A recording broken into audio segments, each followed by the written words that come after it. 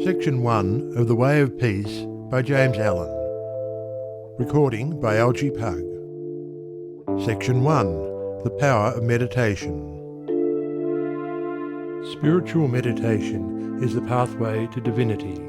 It is the mystic ladder which reaches from earth to heaven, from error to truth, from pain to peace. Every saint has climbed it. Every sinner must sooner or later come to it. And every weary pilgrim that turns his back upon self and the world and sets his face resolutely toward the Father's home must plant his feet upon its golden rounds.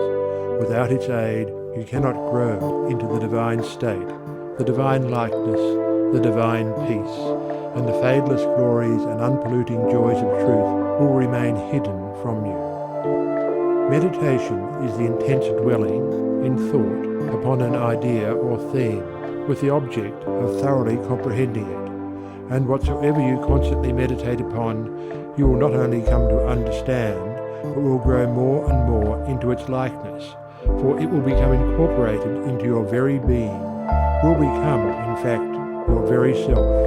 If, therefore, you constantly dwell upon that which is selfish and debasing, you will ultimately become selfish and debased. If you ceaselessly think upon that which is pure and unselfish, you will surely become pure and unselfish. Tell me what it is upon which you most frequently and intensely think, that to which, in your silent hours, your soul most naturally turns, and I will tell you to what place of pain or peace you are travelling, and whether you are growing into the likeness of the divine or the bestial. There is an unavoidable tendency to become literally the embodiment of that quality upon which one most constantly thinks. Let, therefore, the object of your meditation be above and not below, so that every time you revert to it in thought, you will be lifted up. Let it be pure and unmixed with any selfish element. So shall your heart become purified and drawn nearer to truth, and not defiled and dragged more hopelessly into error. Meditation, in the spiritual sense in which I am now using it, is the secret of all growth in spiritual life and knowledge. Every prophet, sage and saviour became such by the power of meditation. Buddha meditated upon the truth until he could say, I am the truth. Jesus brooded upon the divine immanence until at last he could declare, I and my Father are one.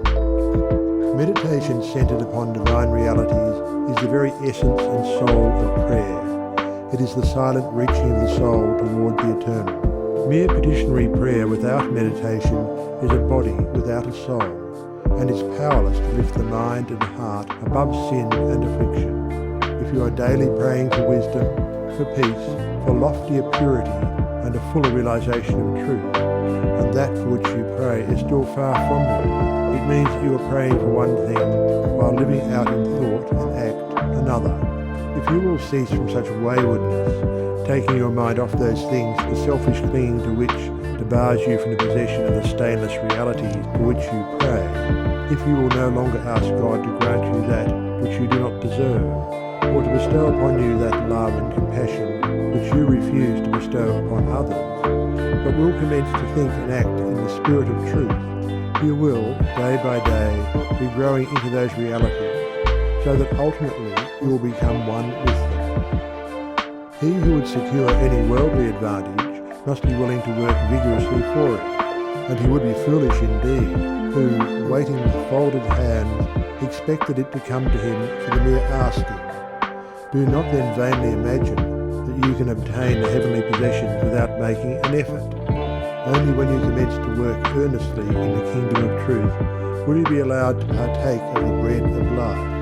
And when you have, by patient and uncomplaining effort, earned the spiritual wages for which you ask, they will not be withheld from you. If you really seek truth, and not merely your own gratification, if you love it above all worldly pleasures and gain, more even than happiness itself, you will be willing to make the effort necessary for its achievement. If you would be freed from sin and sorrow, if you would taste of that spotless purity for which you sigh and pray, if you would realize wisdom and knowledge, and would enter into the possession of profound and abiding peace. Come now and enter the path of meditation, and let the supreme object of your meditation be truth. At the outset, meditation must be distinguished from idle reverie. There is nothing dreamy and unpractical about it. It is a process of searching and uncompromising thought, which allows nothing to remain but the simple and naked truth. Thus meditating, you will no longer strive to build yourself up in your prejudices, but, forgetting self, you will remember only that you are seeking the truth.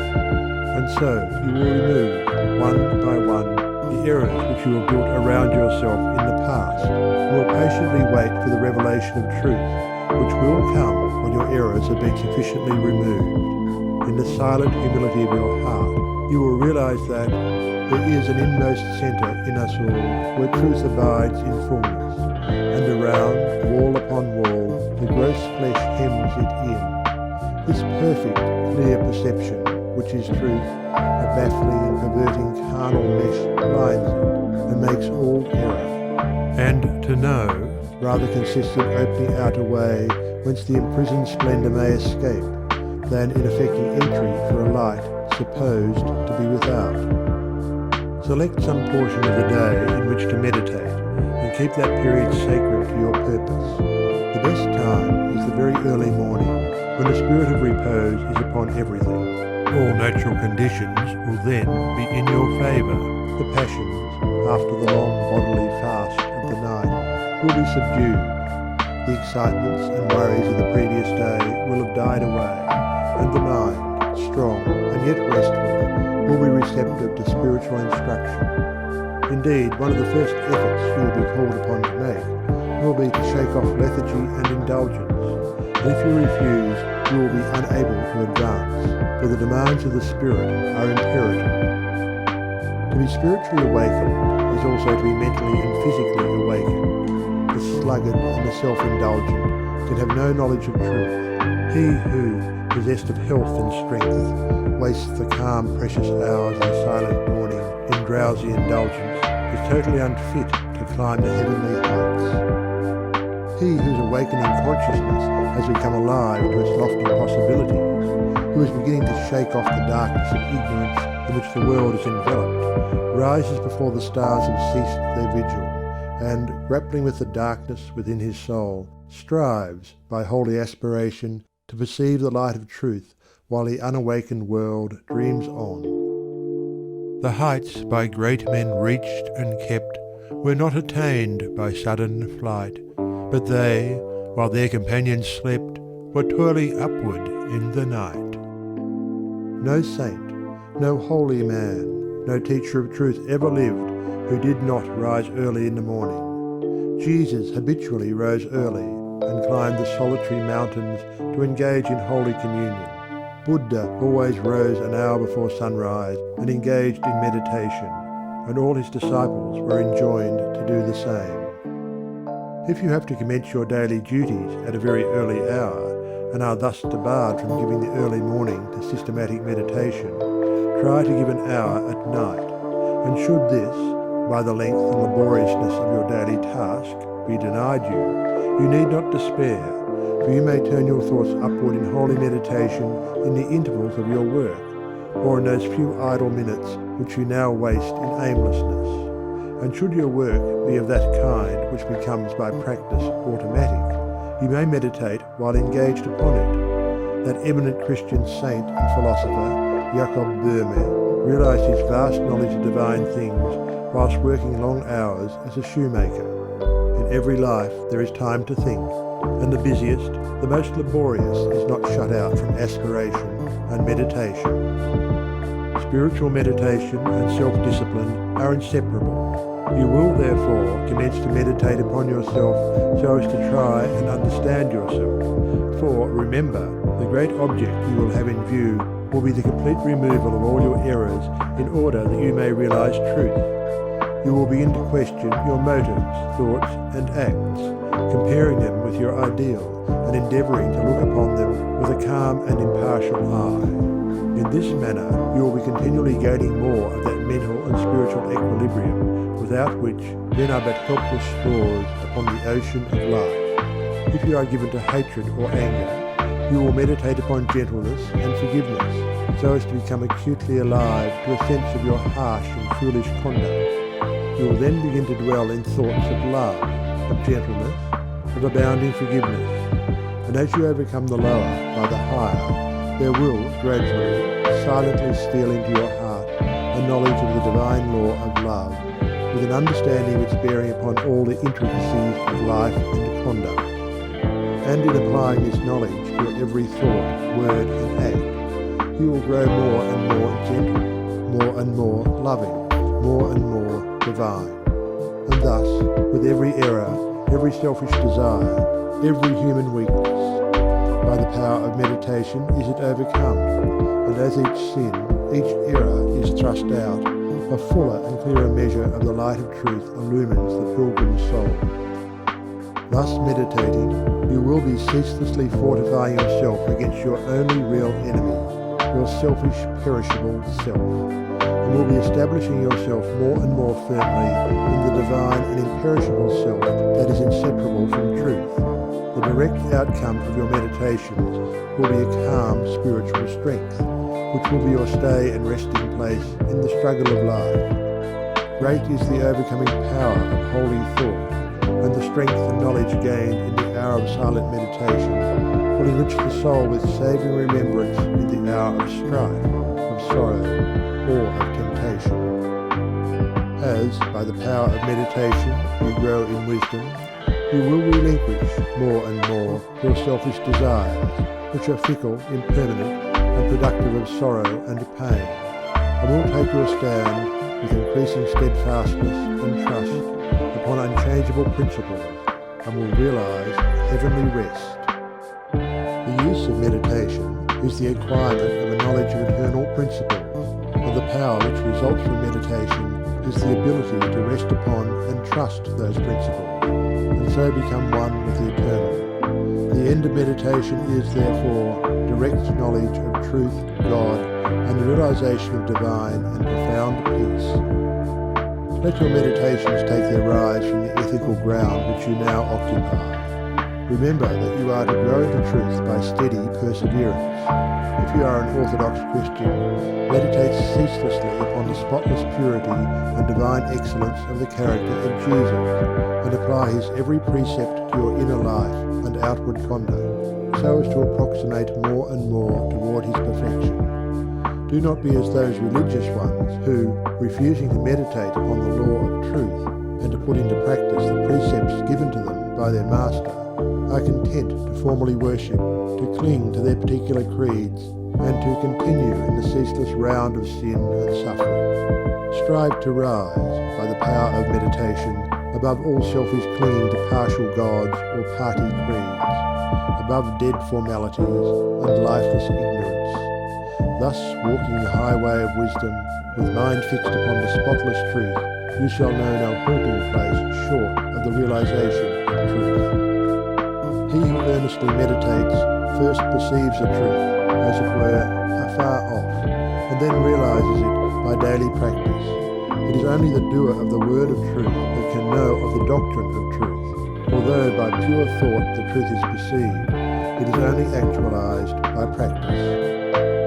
Said the divine Gautama, the Buddha, he who gives himself up to vanity and does not give himself up to meditation, forgetting the real aim of life and grasping at pleasure, will in time envy him who has exerted himself in meditation. And he instructed his disciples in the following 5 great meditations. The first meditation is a meditation of love, in which you so adjust your heart that you long for the weal and welfare of all beings, including the happiness of your enemies. The second meditation is a meditation of pity, in which you think of all beings in distress, vividly representing in your imagination their sorrows and anxieties, so as to arouse a deep compassion for them in your soul. The third meditation is a meditation of joy, in which you think of the prosperity of others and rejoice with their rejoicing.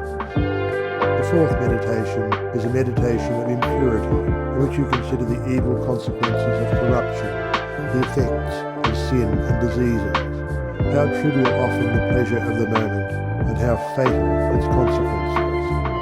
The fifth meditation is the meditation on serenity, in which you rise above love and hate, tyranny and depression, wealth and want, and regard your own fate with impartial calmness and perfect tranquility. By engaging in these meditations, the disciples of the Buddha arrived at a knowledge of the truth. But whether you engage in these particular meditations or not, so long as your object is truth, so long as you hunger and thirst for that righteousness which is a holy heart and a blameless life. In your meditations, therefore, let your heart grow and expand with ever-broadening love, until, freed from all hatred and passion and condemnation, it embraces the whole universe with thoughtful tenderness. As the flower opens its petals to receive the morning light, so open your soul more and more to the glorious light of truth. Soar upward upon the wings of aspiration. Be fearless and believe in the loftiest possibilities. Believe that a life of absolute meekness is possible. Believe that a life of stainless purity is possible. Believe that a life of perfect holiness is possible. Believe that the realization of the highest truth is possible. He who so believes climbs rapidly the heavenly hills, whilst the unbelievers continue to grope darkly and painfully in the fog-bound valleys.